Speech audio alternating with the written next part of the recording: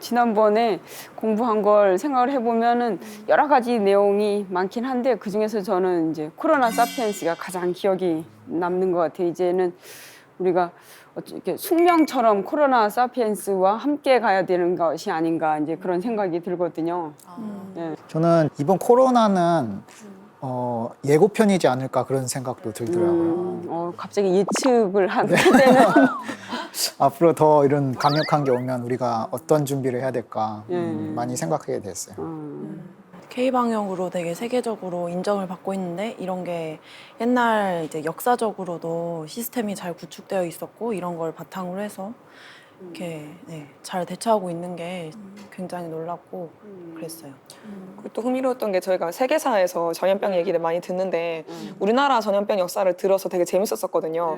되게 재밌었던 게 이제 신라에서 의과대학을 처음 만들었다는 게 저는 그 되게 재밌었어요. 저도 그거 정말 처음 듣고 네. 우리가 몰랐구나. 한편으로는 또 기록이 안 돼 있는 역사적 사실에 조금 되게 안타깝기도 하고 좀 그런 마음이 들었어요. 네. 유심히 본 부분이 제가 하나 있는데 항상 전쟁하고 전염병이 같이 오더라고요. 혹시 보셨어요? 네, 맞아요. 그 전에 질병 역사하면 거의 이제 그 세계사처럼 우리하고 멀리 떨어진 유럽이라든가 이제 미국 뭐 이제 그런 쪽에 거를 많이 배웠는데 이번에 이제 우리나라를 비롯해서 이제 우리나라 가까운 이제 근접 국가들의 역사를 이렇게 배울 수 있어서 훨씬 더 이렇게 마음에 와닿고 더 좋았던 것 같아요. 네. 오늘은 어떤 내용을 배우나요? 오늘도 이제 지난번에 이어서 코로나19로 보는 이제 전염병의 역사인데 그것을 다시 이제 계속하게 되는데요. 그래서 우리가 또 몰랐던 부분들이 이제 나오게 되면 훨씬 더 또 흥미로워지겠죠. 네. 그래서 새로운 또 말씀을 또 많이 또 해주실 것 같습니다. 그래서 네. 기대됩니다. 그래서 교수님을 다시 한번 또 모셔보도록 하죠. 교수님 나와주세요.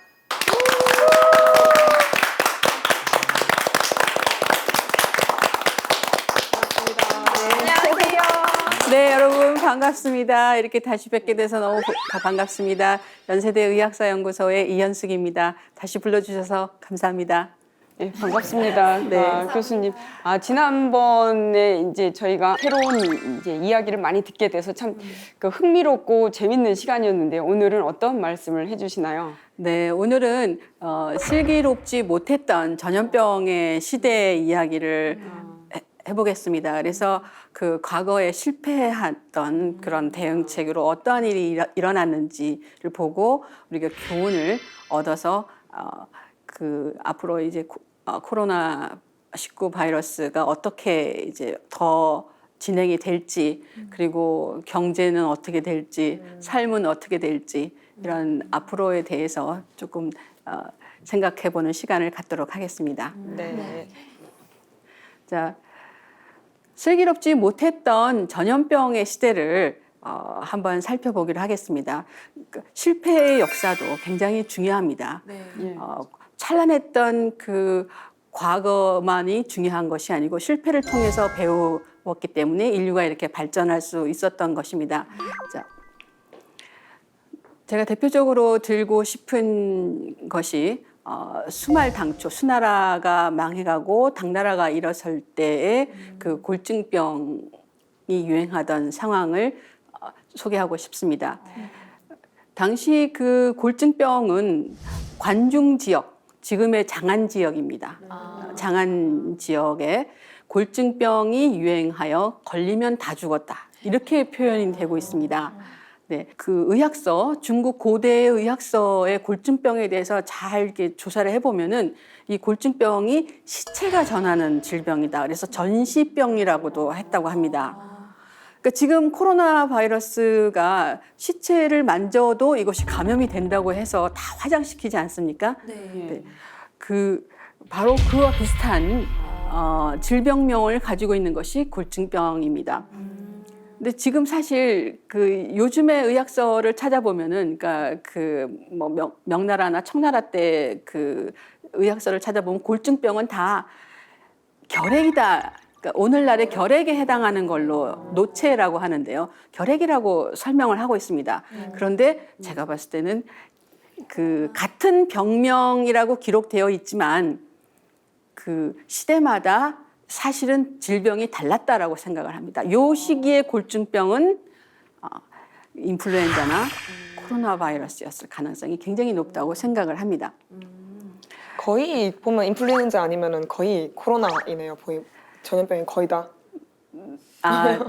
그러니까 이거는 이제 그 해당하는 질병이 이제 그런 것이지 사실은 뭐 우리가 지금까지 알았던 그 유명한 전염병들은 패스트 그리고 뭐 콜레라 뭐 천연두 이런 거였지 않습니까? 근데 이렇게 인플루엔자가 각인이 된 거는 1918년 그 스페인 독감 때문에 그런데 실제 역사 속에 찾아보면은 훨씬 더 인플루엔자가 그 인플루엔자라든가 오늘날 우리가 겪고 있는 코로나 바이러스와 유사한 질병들을 찾아볼 수가 있는 것입니다. 그래서 이거는 사실은 새롭게 연구되는 것들이기 때문에 아마 생소하실 거예요. 예.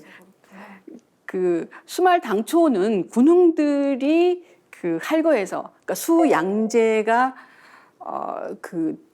그야말로 그 양주 지방으로 도망을 가거든요. 그러니까 고구려 원정에서 실패한 다음에 갑자기 이제 그 해안가가 있는 양주로 도피해서 거기서 뭐 아주 방탕한 생활을 했다라고 역사 기록에 남아 있는데 그 사이에 중국 각지에서 군웅들이 할거해서 이제 그 서로 전투가 벌어집니다. 그러니까 사실 이때가 전쟁의 시기였어요. 수십 년간 전쟁의 시기였는데 제가 이때 이 골증병 연구를 하면서 떠올렸던 것이 바로 1918년 인플루엔자였습니다. 이 기록에 따르면은 대부분의 사람들이 1918년의 인플루엔자를 전쟁의 일부로 간주했다라는 것입니다. 그래서 전사했다라고 생각하고 싶어하지 인플루엔자에 걸려서 죽었다고 생각하고 싶어하지 않았다는 것입니다. 뭔지 그리고 알겠어요. 그 전염병의 역사를 보면은 아마 1918년 인플루엔자의 특징은 젊은 사람들이 많이 죽었다 이렇게 나옵니다. 그런데 그것은 당시가 1차 세계대전이었어요. 그래서 인플루엔자가 사실은 그 미국에서 이제 발생을 했는데 미군이 1차 세계대전을 참전하면서 미군을 통해서 유럽으로 퍼진 겁니다. 그러면서 군인들 이제 사이에서. 예 그러면서 그 유전자 아마 변형이 된 것 같습니다. 그래서 유럽 전역에 퍼지는데 주로 전쟁터에서 퍼진 거죠. 군사들 사이에서 퍼졌기 때문에 병사들이 집중적으로 죽은 거예요. 사람도 몰려 있고 네, 더 취약할 것 그러니까 같아요. 젊은 사람들의 사망률이 물이 높아집니다. 높고 그래서 다른 질병과 달리 젊은이들의 사망률이 높았다라고 하는데 사실은 전쟁 때문에 그런 겁니다. 젊은 사람들이 다 밀집해서 살았잖아요. 그래서 인플루엔자의 발생과 확산이 너무 빨라서 그 위험성을 깨닫기도 전에 질병이 사라졌다. 그러니까 하고 막 유행하고 들불처럼 막 사람 죽고 어떡하냐 그러는데 질병이 사라졌다라는 거죠. 그러니까 그만큼 정강석화처럼 치고 빠지고 하는 것이 이 인플루엔자 바이러스의 특징입니다. 그래서 이때가 그 지금 이제 DNA 연구가 많이 됐기 때문에 당시에 그 스페인 독감으로 죽은 사람의 이제 시체에서 그 DNA를 추출해서 보니까 그게 바로 조류 인플루엔자였다. 이 시기에. 그러니까 새를 통해서 인간에게 넘어왔기 때문에 이렇게 치사율이 높았던 것입니다. 그러니까 종을 타고 넘어오면은 이제 역병이 되는 거죠. 이번에 우리 그 코로나19 바이러스도 박쥐에서부터 시작해서 사람 천상갑 뭐. 네, 천상갑을 해서 사람에게 넘어온 거죠. 몇 차례 이렇게 타고 넘어오면서 이게 그 바이러스의 유전자가 변화하면서 인간에게 면역력이 없는 것이 오기 때문에 이렇게 역병으로 발생하는 것입니다. 자, 그런데 당시에 얼마나 그 수말 당초의 상황이 심각했는지 대표적인 기록을 한번 말씀드려 보겠습니다. 구당서에 그 왕세충이라는 이 사람도 군웅 중에 하나입니다. 그 왕세충을 설명하면서 그 주찬이라는 사람의 그 이야기가 나옵니다. 주찬이라는 사람이 아주 그 무지랭이 농민 중에서 이렇게 그야말로 전쟁에서 두각을 나타내서 그 사람들을 많이 끌고 다니게 됐습니다. 당시는 전란기이기 때문에 온 가족을 데리고 따라다녀야 되는 겁니다. 어느 한 세력에. 그렇지 않으면은 그 지역에 남아있다가는 그냥말로 약탈, 방화 다 뺏기고 살해당하기 때문에 어느 한 집단에 소속돼서 같이 따라다녀야 되기 때문에 무리가 20만 명까지 갔다고 합니다. 그런데 그 주찬의 무리 중에서 무리들이 이제 계속 성을 약탈해서 살았는데 이제 더 이상 그 약탈할 데가 없는 거예요. 그 성 자체도 이제 식량이 없는 거예요. 백성들이 크게 굶주려서 죽은 자가 별을 쌓아놓은 노젓가리 같았으면 시체가 신체 산더미가 됐다라는 거예요. 어딜 가든지 굶어 죽은 사람, 병 걸려 죽은 사람들이 많아서. 그래서 군대 내에 죽은 자가 다 하고 잡아놓은 포로가 없었다는 거예요. 원래는 이제 포로를 잡아먹었다는 거죠. 그러니까 자기네와 상관없는 포로를 잡아먹었는데 더 이상 먹을 것이 없으니까 자기네 무리에서 낳은 아기들을 이제 먹기 시작을 했고 이제 보고가 올 거 아니에요. 아, 저 식량이 다 했습니다. 그랬더니 주찬이 하는 얘기가 저 마을을 습격하면 되지. 저 마을에 인간이 있는데 인간이 걸어 다니는 식량인데 무엇을 걱정하리 그랬다는 거예요. 그러니까 그 당시에 먹을 것이 정말 없었다라는 거죠. 정말 먹을 것이 없었기 때문에 이제 인간을 잡아먹기 시작했는데 제 이야기는 인간을 먹을 정도면은 천상갑 아니라 박쥐 아니라 뭔들 못 먹었겠습니까? 자, 그런 식으로 그 야생동물을 먹기 시작을 하면은 종을 타고 바이러스가 오게 되는 겁니다.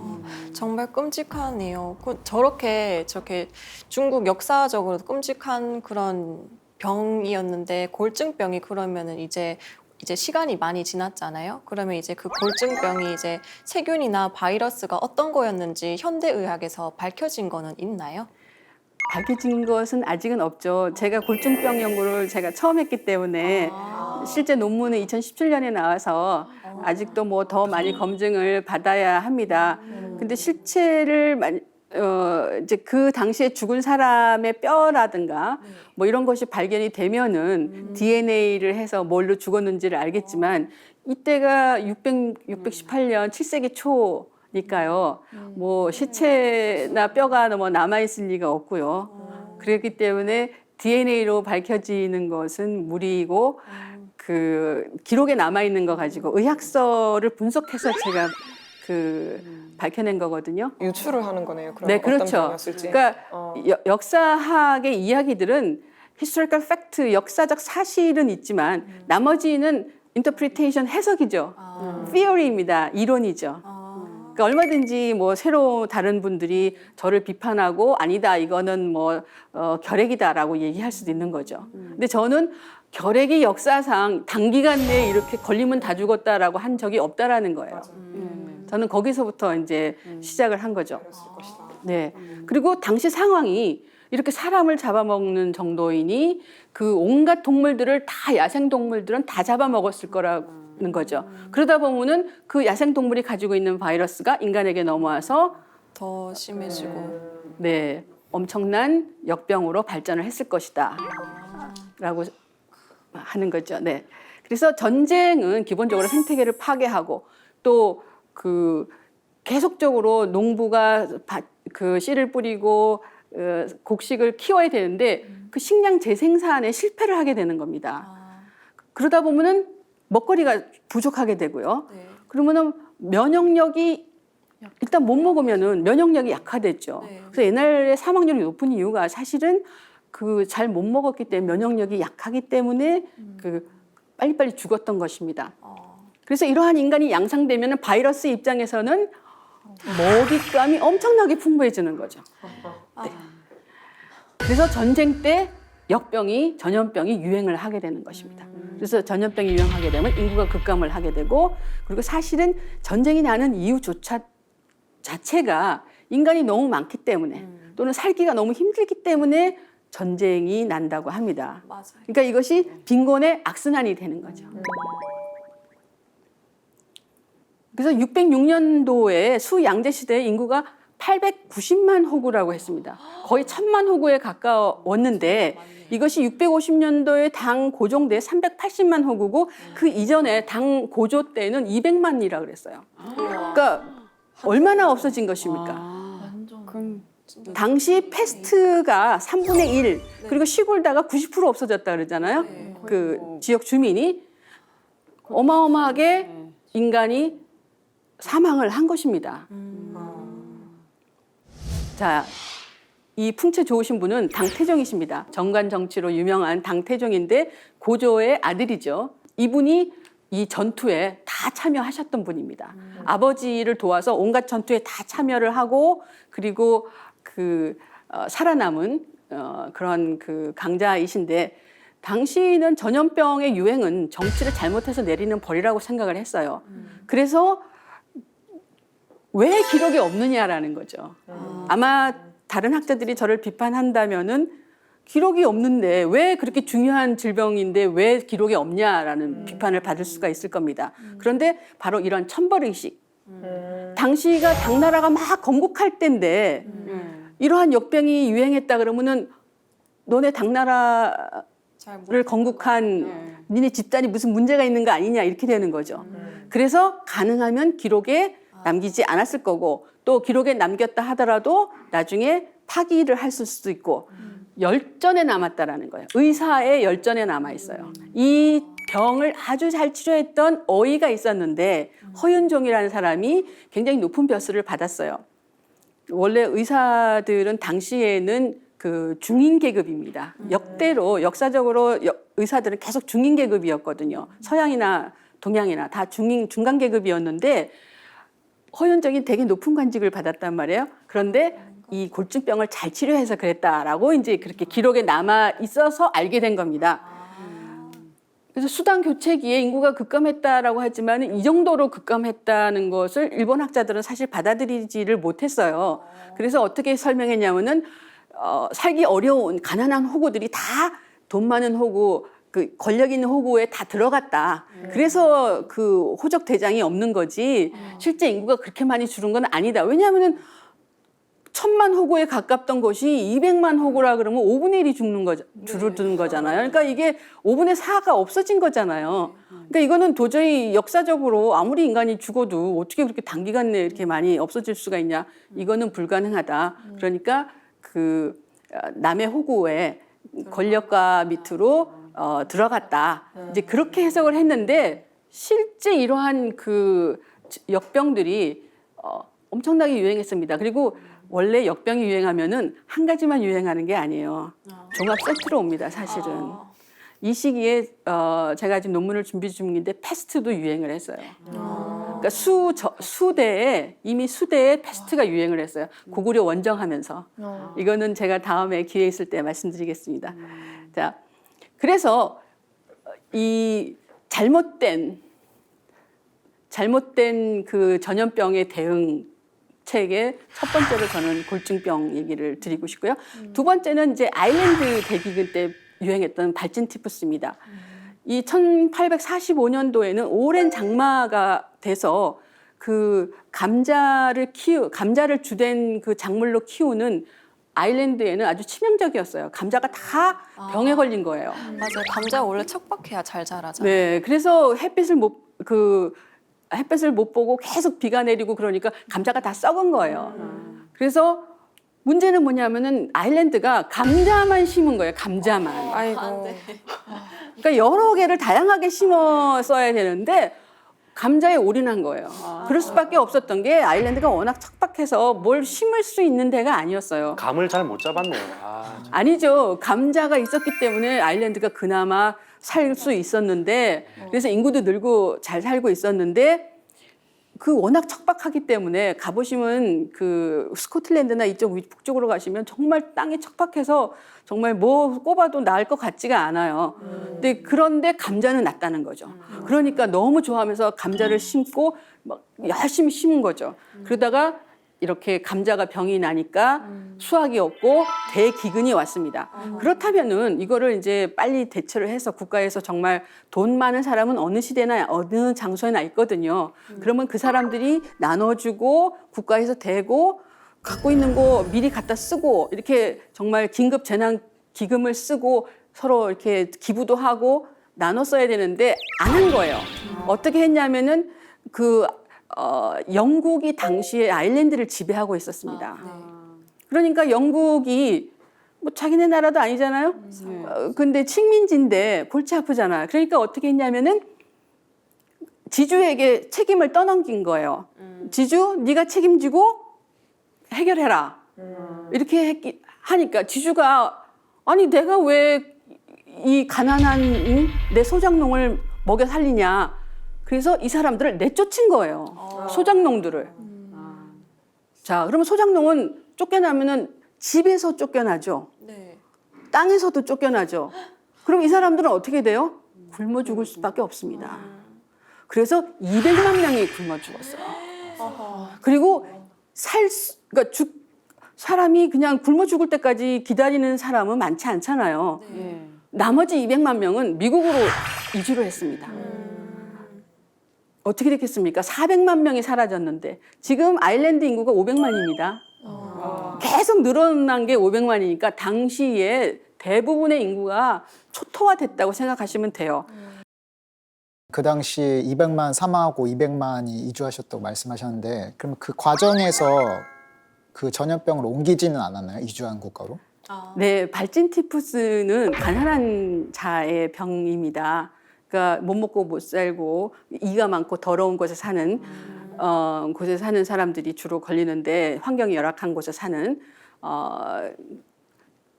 자, 영국 사람들은 잘 살았잖아요. 그 사람들은 깨끗하고 청결하게 살기 때문에 이가 없기 때문에 이가 감염되지 않게 했기 때문에 발진티푸스에 안 걸렸겠죠. 그죠? 그리고 미국으로 이주했지만 물론 이제 가난한 사람들에게는 이제 그게 퍼졌겠지만은 그러나 그 대부분의 사람들이 이거를 다 관리가 됐기 때문에 괜찮았던 것 같습니다. 네. 그러니까 이게 아일랜드에 그때 특수하게 나타난 현상인 거죠. 진짜 네. 그래서 대기근과 함께 발진티푸스가 했고 재기열까지 이제 유행을 하게 된 것입니다. 자, 그러면 지주는 잘 살았을까요? 내쫓고? 아니요. 자, 땅을 누가 경작합니까? 그러니까요. 자기 농민을 다 내쫓아서 이 지주도 파산을 하게 됐습니다. 자, 땅을 누가 삽니까? 살 사람이 있어요? 없죠. 누가 샀겠습니까? 영국 사람들이 샀습니다. 영국 사람들이 아주 헐값에 다 샀습니다. 그래서 지금 현재까지 북아일랜드가 남아있게 된 게 영국인이 대거 거기를 이주한 겁니다. 시골다에 러시아인이 진입하듯이 아일랜드에 영국인이 대거 간 겁니다. 그리고 그 토지를 아주 헐값에 샀습니다. 자, 그 지주가 정말 더불어서 자기가 덜 먹고 자기 재산을 팔아서라도 같이 살았더라면 이런 비극은 안 났을 겁니다. 영국인에게 자기네 강토가 넘어가는 일은 없었을 겁니다. 몰리스 오블리주가 부족하니까 네. 이렇게 돼버렸네. 자, 이러한 그 비극을 1946년 릴리안 루시 데이비슨이라는 그 작가가 이제 고르타라고 이제 기근이라는 그 작품을 이제 표현을 했는데 좀비 같네요. 살아 있는 게 아니고 시체가 움직이는 그림 것 자체가 같은데? 비참한 것 같아요. 사실 거의 뭐 죽기 직전에 한 톨이라도 감자를 건져보려고 일하는 그런 모습이죠.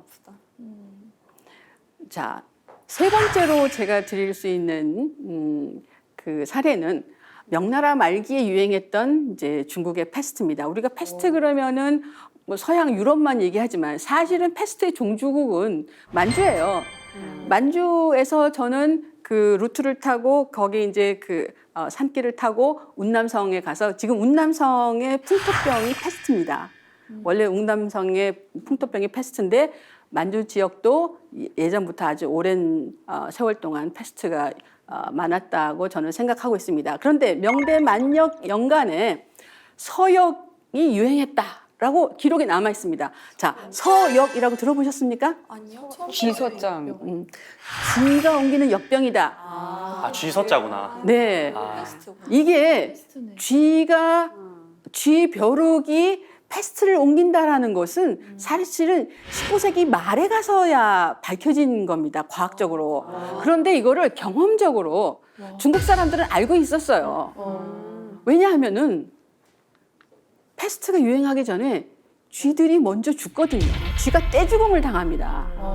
왜냐하면 쥐에게서 먼저 패스트가 유행하고 쥐 패스트가 유행하고 벼룩이 쥐가 차가워지니까 살 수가 없으니까 인간에게 가는 거거든요. 그러니까 먼저 쥐가 초토화되게 됩니다.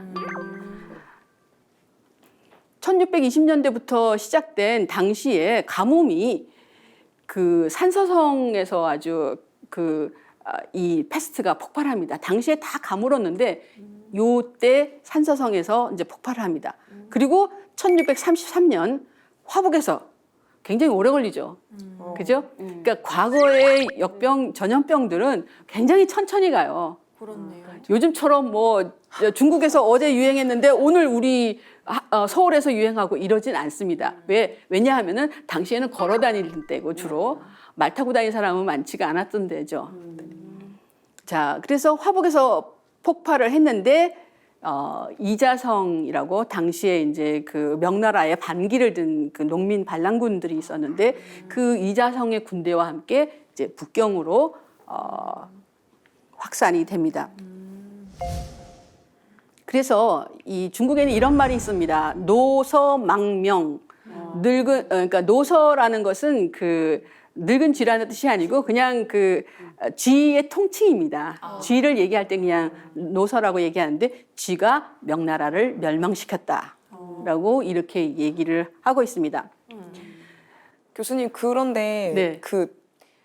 저희가 이제 패스트 하면 중세 유럽을 당연히 떠올리게 되잖아요. 근데 네. 보통 그렇게 알려져 있는데 명나라가 지금 이제 패스트가 명나라까지 멸망시켰다는 얘기는 지금 되게 생소하게 듣거든요. 근데 네. 그럼 이런 사실이 언제부터 밝혀지기 시작했어요? 네, 이러한 사실들은 사실 중국 역사가들이 중국의 역사학을 이제 근대적인 방법으로 이제 하면서 주목받기 시작했고 자세하게 밝혀진 것은 20세기 후반에 와서 이제 밝혀지기 시작을 했습니다. 그래서 그 글들이 이제 21세기 최근에 들어와서 많이 나오고 있습니다. 네. 지금도 계속 연구하고 있는 네, 거예요? 그렇죠. 네. 그래서 일단은 20세기 후반에 그 대충 1990년대에 다 그 정리가 책으로 나오고 정리가 됐다고 보시면 됩니다. 정말 얼마 안 됐네요. 네, 그렇죠. 네. 자, 그래서 저는 사실은 우리가 전염병 얘기할 때 항상 서양 얘기만 하는데 우리 얘기를 모른다는 게 말이 됩니까? 우리 얘기를 알아야죠. 네. 예. 네. 그래서 중국을 알아야지 그 한반도의 상황을 이해할 수가 있습니다. 그래서 그 이자성이 기록이 뭐냐면은 거리에 작은 아이들이 그림자를 감추고, 그러니까 길거리에 애들이 놀지를 않는 거예요. 대부분 죽어서. 그리고 집에서 나오지를 않는 거죠. 그리고 관이 모자라서 값이 급등했다. 그리고 이자성군이 들어갔을 때 발견한 것은 거의 그 패스트로 초토화돼가지고 해골만 남은 사람들, 시체 같은 사람들만 만났다라는 그렇게 그 기록이 남아 있습니다. 자, 왜 이렇게 그러면은 이 시기에 패스트가 유행을 했는가? 1633년에 그 중국 화북에서 패스트가 유행한 원인으로서는 소빙기의 추운 기후를 들고 있습니다. 지금 그 당나라 때 골증병이 할 때는 이제 그 온난기에 들어왔을 때였어요. 당나라 때 신라 통일기 때는 되게 온난기였는데 점점 추워지다가 이제 고려 시대에 와서는 고려 후기 몽고 침입기 이때는 굉장히 추워졌다가 이제 조선 시대에도 좀 춥다가 특별히 17세기에 와서 이렇게 갑자기 낮아지는 거예요. 여러분 여기 보세요. 여기 보면 1700년 1600년 되면 갑자기 이렇게 낮아지죠. 네. 그래서 우리가 이거를 Little Ice Age, 소빙기라고 이렇게 부릅니다. 그래서 17세기에 서구 유럽에서는 정말 그 강이 일찍부터 내내 얼어 있는 거예요. 템즈강이 몇 달 동안 겨울 내내 얼어붙어 있고, 그 다음에 그 네덜란드의 운하들이 다 꽁꽁 얼고, 그래서 여러 가지 그 책들도 많이 나와 있고, 그림들도 그 겨울 이야기들이 되게 많이 그려져 있습니다. 그런데 이렇게 추우면 어떻게 돼요? 쥐들이 다 집으로 들어가죠. 네. 추우니까 네. 사람이 사는 대로 들어간단 말이에요. 그래서 더 패스트가 돼버렸고. 그리고 조선의 온돌이 우리가 알고 있는 온돌이 사실은 이 소빙기 때 보편화됩니다. 너무 추우니까. 그러니까 가능하면은 땅바닥에 붙어서 돌을 뜨겁게 달구어서 거기서 지내는 거죠. 그리고 흥미로운 게 이게 집 모습이 달라집니다. 자, 너무너무 추우면 어떻게 될까요? 집에서 뭘 줄여야 되겠어요? 창문의 그 사이즈를 줄여야 되겠죠. 네. 네. 그리고 그 입구 들어올 때 바람이 슝슝 들어오잖아요. 그러니까 입구에 뭐 이렇게 마기를 하나 더 하는 겁니다. 엔트런스 공간을 만드는 거예요. 그러니까 중문을 만드는 거죠. 제가 그 시골다 가기 전에 그 라트비아 리가를 갔는데 리가에 보면은 이렇게 그 건축이 그 100년 뭐 50년 단위로 이렇게 그 건물이 이렇게 남아 있는 게 있습니다. 이렇게 세 개가 다다닥 붙어 있는데요. 여기 보면은 창이 어떻습니까? 작아요. 컸는데 점점 작아지죠. 어떤 게 제일 후대 겁니까? 저기 제일 오른쪽. 네, 오른쪽이 창문이 요만하죠. 맞습니다. 네. 자, 그래서 이 시기에 그렇다면은 뭐 전 세계적으로 수많은 사건이 있었지만 조선 얘기만 해보겠습니다. 1623년도에 인조 반정이 일어났고요.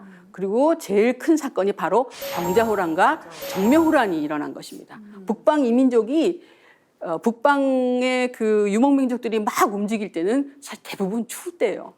그 사람들이 먹고 살기 힘드니까 어떻게 되겠어요? 남한테 뺏어야 되겠죠. 약탈할 수밖에 없는 거죠.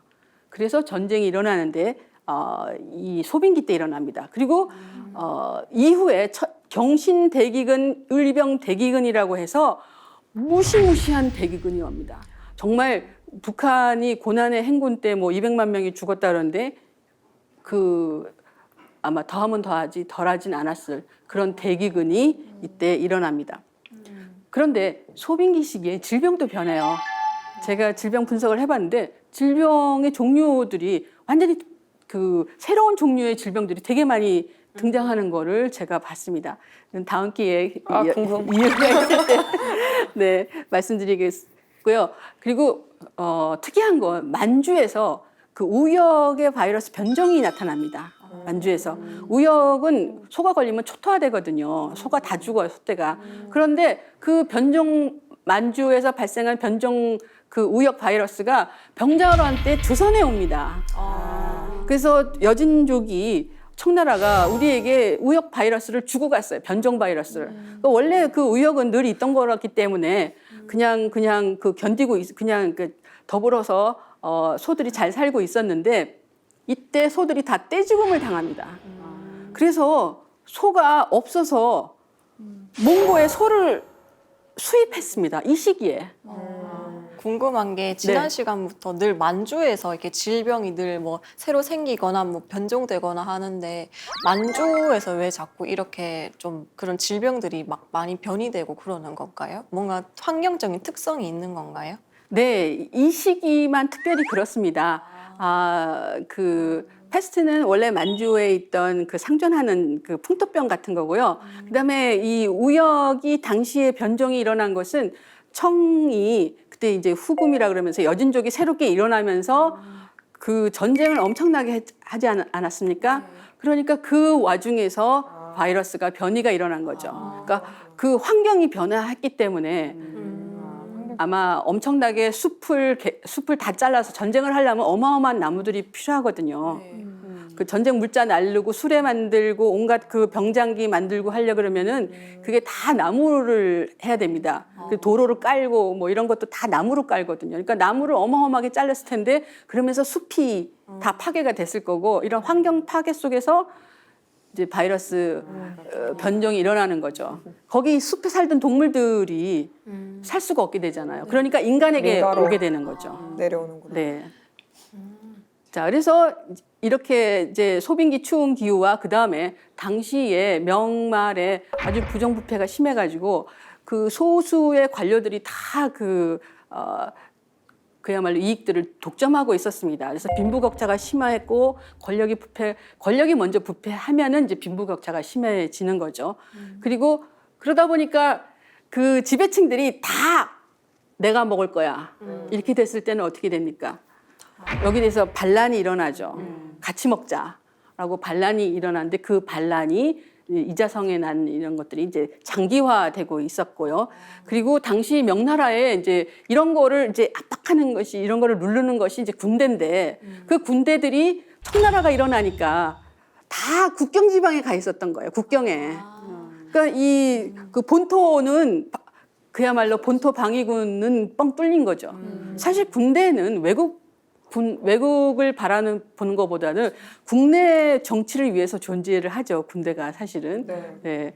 그래서 군대가 제 역할을 못했고, 그리고 결국 이자성이 이제 북경을 함락하면서 그 이자성 군대를 따라서 패스트가 이제 그 퍼졌다라는 거죠.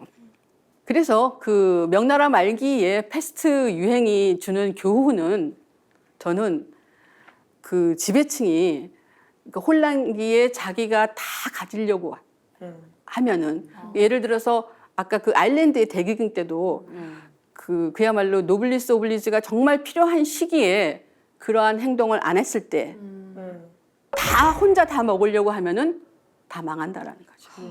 그러니까 그 힘든 시기에 내가 조금 덜 먹고 조금 배고프더라도 같이 나눠 먹어야 되는 그런 지혜가 필요한데 그거를 안 했던 거죠. 저 그러면 이제 그 민족마다 어떤 전염병에 대한 그런 내성 같은 게 다 이렇게 차이가 혹시 있나요? 아, 네. 정말 중요한 지적해 주셨어요. 제가 이 시기에 사실 명나라, 청나라 다 그 한국에 다 왔던 군대들 아닙니까? 명나라 군대 왔고 청나라 군대 왔고 그때 그렇게 패스트가 유행했는데 그러면 조선에도 당연히 패스트가 올만하지 않습니까? 조선 500년 동안 패스트 기록이 한 번도 없습니다. 그리고 고려 시대에도 한 번도 기록이 없어요. 그 몽고군이 유럽에다가 패스트를 전달을 했는데 그러면 그 몽고군이 한반도에 고려 시대 때 30년 동안 6번 왔습니다. 근데 어떻게 그리고 몽고 침입 이후에 우리가 사실 몽고의 그 거의 그 부마국이라고 얘기하지만 거의 반식민지로 살았지 않습니까? 몽고 사람들이 어마어마하게 와가지고 살았는데도 불구하고 고려시대 때 그 패스트 기록이 없어요. 그게 뭔가 내성이 그래서 그 청나라 사람들이 만주족이 대신에 본토에 가서는 두창으로 어마어마하게 죽습니다. 만주족이 이제 본토로 진입해서 북경성을 다 차지하고 살잖아요. 근데 팔기군과 만주 완족들이 두창으로 뭐 픽픽 쓰러져서 죽는 거예요. 그러니까 그거는 그 만주에는 두창이 별로 없었던 유행을 거의 하지 않았던 겁니다. 이 사람들은 뚝뚝 떨어져 사니까요. 그런데 그 두창에는 굉장히 이제 처음 겪는 그런 거였고요. 그래서 그 만주 쪽에게는 두창은 굉장히 취약한 그런 질병이었고 그리고 패스트에는 좀 강했던 것 같습니다. 그리고 정말 그 수수께끼 같은 게 한반도에 패스트가 유행한 기록이 없는 거예요. 고양이들이 그게 많아서 그런가? 아닙니다. 1910년도에 그 만주에 패스트가 발생을 했는데 1910년이면은 그러니까 신의주에서 봉천까지 철도가 뚫린 해예요. 그래서 부산에서부터 만주까지 봉천까지 기차 타고 쭉 갈 수 있는 그러한 해였습니다. 그런데 그 기찻길로 패스트가 안 들어와요. 그런데 일본 본토는 패스트가 유행하거든요. 그리고 그때 당시 일본의 식민지가 대만과 이제 조선이 있었는데 대만은 패스트가 35,000명이 발병합니다. 35,000명. 그러니까 어마어마하게 대만은 패스트가 발병해서 막 난리가 났어요. 그리고 일본 본토에도 뭐 몇천 건이 발견이 됐거든요. 그런데 조선에만 패스트가 없습니다. 그래서 패스트 지도가 있어요. 패스트 지도를 보면은 한반도가 하얘요. 깨끗해요. 전 세계에서 다 발병을 했는데 19세기, 20세기 초에도 패스트가 굉장히 유행했거든요. 어떻게 우리만 그렇게 되는 거죠? 반드시 조사가 필요하겠습니다. 여기에 뭔가 비밀이 있을 것 같아요. 그래서 제가 그 한국인의 DNA를 검사를 해보자. 그래서 저 외국인들하고 한번 검사를 해서 비교를 해보면은 그 왜 패스트가 한국에는 수천 년 동안 적어도 1000년 이상은 발병하지 않은 거잖아요. 어떻게 그럴 수가 있었는지 한번 대보자. 신라 때도 그 뭐 기록이 없는데 신라는 뭐 워낙 기록 없는 게 많으니까 뭐 얘기할 수 없지만 하여튼 신기한. 네. 자, 다음은 이제 그 슬기롭지 못했던 그 전염병 중에 하나가 대처를 잘못했던 것 중에 하나가 19세기 콜레라를 들 수가 있는데요. 지금까지 콜레라 이유를 콜레라가 왜 이렇게 그 19세기를 창궐하게 됐는지 다들 명확하게 설명을 안 하셨는데요. 이것이 콜레라균이고요. 요거는 1960년대에 변종된 콜레라예요. 그래서 이거는 클래식 콜레라고 그 위에 있는 거는 그 엘토로 콜레라, 그래서 굉장히 그 마일드하고 별로 이렇게 사망률이 높지 않은 그런 콜레라입니다. 콜레라는 바이러스가 아니에요.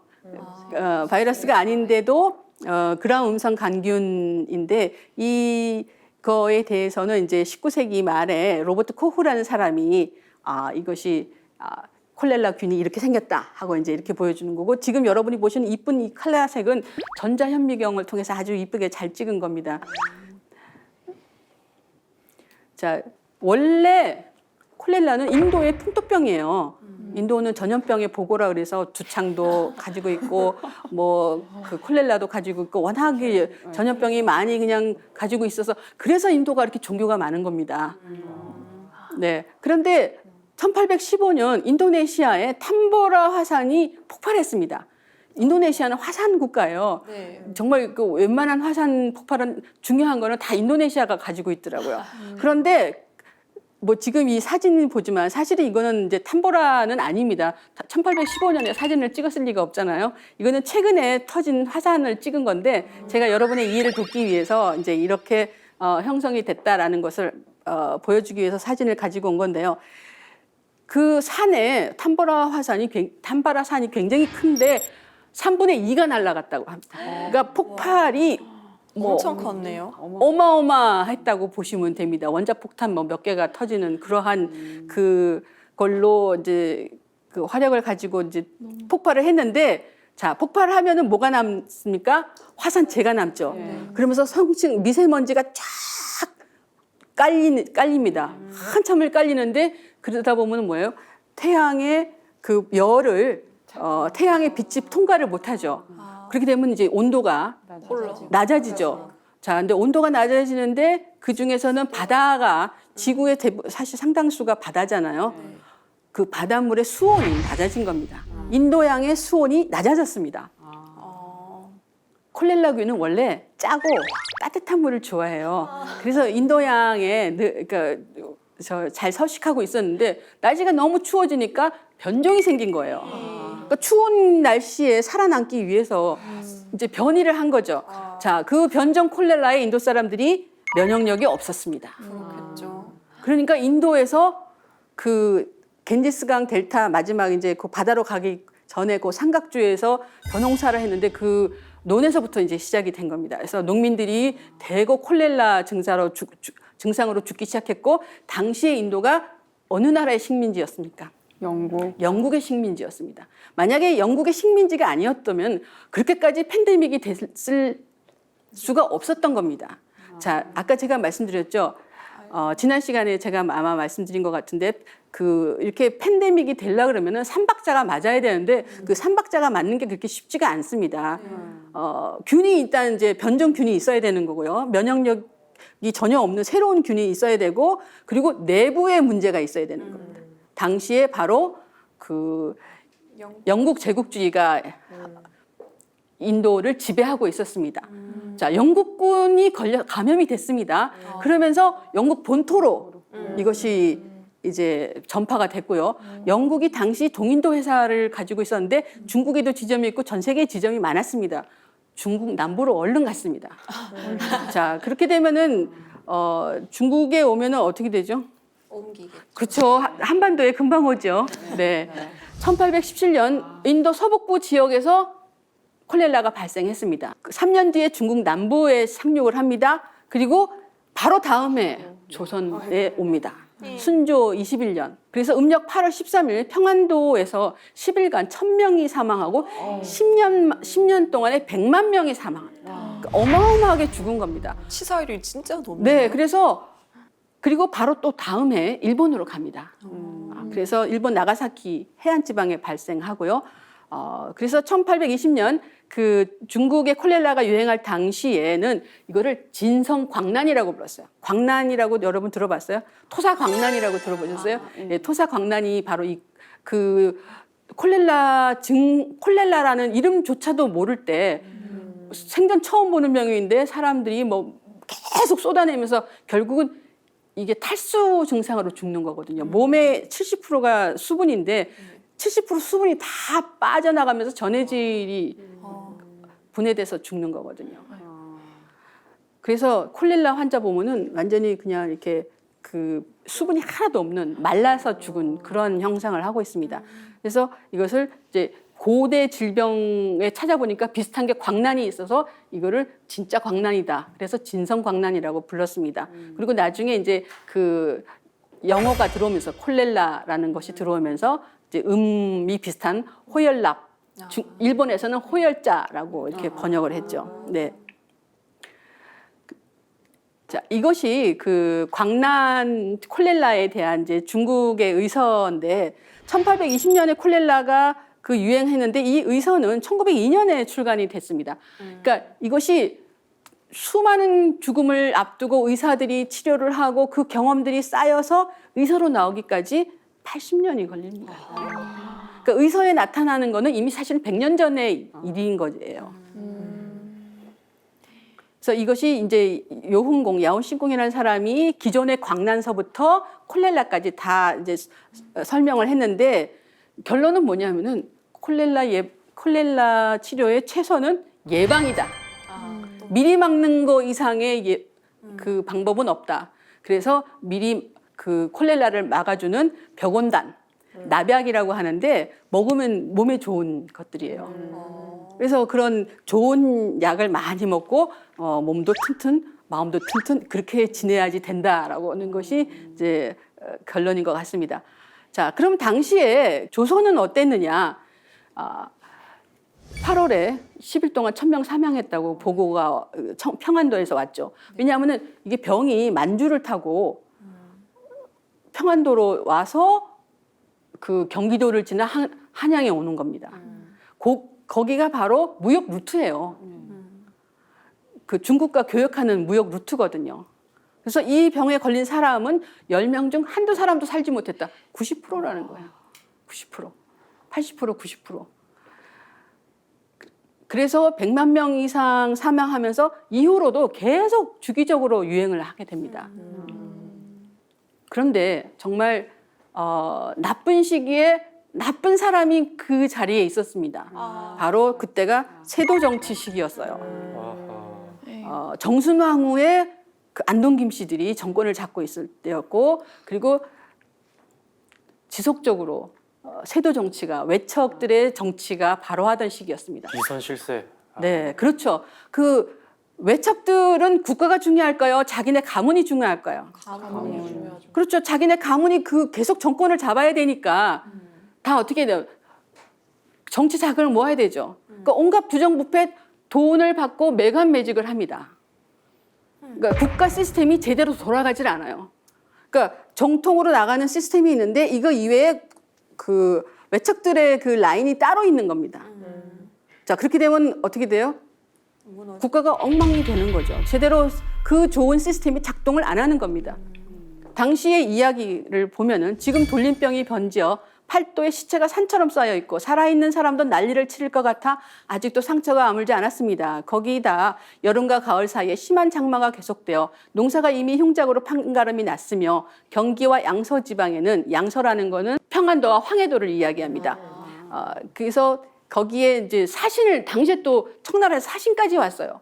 이때 이제 왕을 비판합니다. 지금 왕의 대책이 전례를 인습할 뿐입니다. 옛날에 하던 여제 지내고 아픈 사람 뭐 오라 그러고 그냥 뭐 이렇게 아프다 하고 그거 가지고는 안 된다라는 거예요. 왜냐하면 이거는 듣도 보도 못한 처음 보는 병이니까 기존의 시스템 갖고는 작동을 안 하는데 왕은 너무나 옛날 그대로 그냥 그 루틴하게 한다라는 거죠. 자, 그리고 이게 이제 그 상소문입니다. 당시 이제 그 상소문인데 나같이 무능한 신하가 있으니까 저를 파직해 주십시오. 그 얘기는 이걸 잘 읽어보면은 신하가 왕을 협박하는 거예요. 너 이따위로 할래? 이제 이런 거를 제가 이 상소문에서 느낄 수가 있었습니다. 자, 당시 조선의 대응책은 제일 먼저 하는 게 뭐라 했어요? 감옥에 있는 죄수를 방면하는 겁니다. 그리고 도성에서 여제를 지내고 그 다음에 이제 진울청에서 환자한테 이제 그 쌀을 주고 거적을 주고 그 다음에 약재를 공급하고 시체 매장을 하고 그런데 소용이 전혀 왜냐하면 너무 많이 죽기 때문이죠. 이게 작동을 잘 안 하는 거예요. 너무 많이 죽어가니까 이러한 기존의 매뉴얼로 해서는 안 되는 거였죠. 자, 그리고 이제 우리가 코로나 시대를 이것이 끝나면은 이게 언제 끝날지는 모르겠지만 이 코로나 시대를 끝나면은 아마 새로운 세계로 우리가 걸어가야 될 겁니다. 그 세계가 어떤지에 대해서 한번 이야기해 봅시다. 그 7세기 역사에서 이거를 본다면은 과거에 이렇게 정말 듣도 보도 못한 질병으로 고통을 받고 인구의 반이 죽고 인구의 3분의 1이 죽었던 사회는 어떻게 변했는가 한번 봅시다. 그 7세기 중엽에 한반도에 그 두창이 들어왔는데요. 이것이 결국은 계속 지속적으로 유행하면서 소아 전염병화 됐어요. 그래서 아이가 어렸을 때 한번 앓고 지나가는 병이 됐고요. 이 코로나 바이러스도 아마 계절성 독감으로 계속 유행을 하다가 이제 백신이 개발이 되고 계절성 독감으로 남아 있을 가능성이 높습니다. 그러니까 바이러스를 박멸한다고 생각하시면 안 되고요. 더불어 살아야 된다라고 생각을 바꿔야 될 것 같습니다. 사실 지금까지 그랬고요. 자, 이게 그 1918년과 19년 미국 스페인 독감 사망률입니다. 이거를 보면은 지금 앞으로 우리의 그 코로나 바이러스 유행이 어떻게 진행될지 약간 그 시사를 받을 수가 있습니다. 보면은 피크가 3번이 옵니다. 그렇죠? 초기에는 조금 올랐다가 두 번째가 대폭발. 그 다음에 나머지 여진으로 한 번 더. 자, 두 번째가 제일 강했습니다. 자, 우리가 지금 두 번째일까요? 첫 번째. 첫 번째일까요? 첫 번째를 이제 끝내려고 하는. 더 센 게 남아 있을 수가 있습니다. 그러니까 더불어 살아가는 그러한 그 지혜를 생각을 해야 될 때입니다. 제가 아주 흥미로운 논문을 발견을 했는데 이 포스트 코로나 시대 어떻게 할 것인가를 갖다가 고민을 하다가 이 로버트 제이 바로라는 사람과 그 호세 우르수아라는 사람 둘 다 하버드 대학 출신들인 것 같은데 이분이 그 Booking Papers on Economic Activity라는 그러한 학술지에 낸 논문입니다. 1870년 이후 거시 경제에 영향을 미친 그 세계사적 사건을 정리를 해서 이거를 다 수치화한 것이에요. 그래서 뭐 결론만 말씀을 드리자면은 빨간 거는 GDP고 그 파란색은 소비 지수입니다. 전쟁이 훨씬 더 강하죠. 독감이 유행했을 때 주식은 26% 다운됐고 전쟁이 있었을 때는 19% 다운됐어요.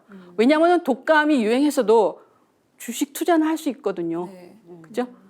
채권가 같은 경우는 거의 비슷하네요. 그죠? 마이너스 14, 마이너스 13. 근데 GDP에 있어서는 전쟁이 마이너스 8.4였어요. 그리고 소비 지수로 봤을 때는 뭐 거의 비슷한데 전쟁이 조금 더 그 마이너스가 더 강하네요. 그렇죠? 그리고 이분들이 굉장히 수많은 나라들, OECD에 있는 국가들을 다 그래프화했는데 제가 우리가 흥미로운 미국, 일본, 남한, 사우스 코리아 경우를 소개를 해드리겠습니다. 보면은 일본의 그래프하고 한국의 그래프가 내려가는 부분은 비슷하지만 한국은 하나 더 있는데 그건 뭐죠? 한국 전쟁이었어요. 그렇죠? 일본의 대동아 전쟁이라고 하는 2차 세계대전 때 같이 내려왔다가 한국은 한국 전쟁이 있었기 때문에 한 번 더 내려간 거예요. 그런데 일본은 어때요? 한국 전쟁 덕분에 GDP가 거의 뭐 로켓 쏘듯이 올라가고 있죠. 네. 그런데 미국과 같은 경우는 그 세계대전 때 좀 내려왔다가 또 다시 급상승을 하고 꾸준히 올라가고 있는 거죠. 그러나 출발선 자체가 굉장히 높죠. 네. 한국 같은 경우는 굉장히 낮은 곳에서 시작해서 지금 거의 45도로 지금 올라가고 있는 거예요. 정말 그 우리 윗세대들 또 되게 수고 많이 하신 거예요. 자, 이렇게 봤을 때 현대 의과학이 지금 발전이 돼서 바이러스를 다 이길 수 있을 것 같지만 그러나 문제는 뭐냐면 이게 고도로 세계화됐다라는 거예요. 저도 뭐 오늘 여기 있다가 다음날 북경에 가서 뭐 강의하기도 하고 뭐 그 며칠 뒤에 또 일본 가기도 하고 또 유럽도 가고 뭐 왔다 갔다 금방 그냥 왔다 갔다 하거든요. 그러니까 여기에 있던 질병이 북경에, 일본에, 유럽에 더 가기 싫어. 네, 금방 전파되고요. 또 컨퍼런스 한 번 하면 전 세계에서 몇백 명씩 모이거든요. 그러니 뭐 전 세계 바이러스를 다 교환하는 거예요, 사실은. 공유. 네. 그렇기 때문에 이거는 막을 수가 없다라는 거예요. 자, 그래서 지금 그 전염병의 역사에서 우리가 생각할 수 있는 거는 그 배울 수 있는 교훈은 무엇입니까? 결국 겪어야 된다라는 거죠. 21세기 인류가 이제 대오각성한 것들이 있죠. 네, 그래서 그러한 생각들이 아마 앞으로의 사회를 바꾸게 될 겁니다. 그리고 디지털화는 더욱더 진행이 될 거고요. 그리고 4차 산업혁명은 더 빠른 속도로 진행될 것 같습니다. 네, 지금까지 코로나19 바이러스본 전염병의 역사를 살펴보았습니다. 과거로부터 교훈을 얻지 못하면은 현명한 사람이 아니지요. 자, 우리는 오래된 역사 속에서 우리 선조들의 경험을 통해서 오늘 어떻게 살아가야 할지 그리고 앞으로 어떻게 될지 전망해 볼 수 있었습니다. 긴 시간 함께 해준 여러분 너무 고맙습니다. 감사합니다.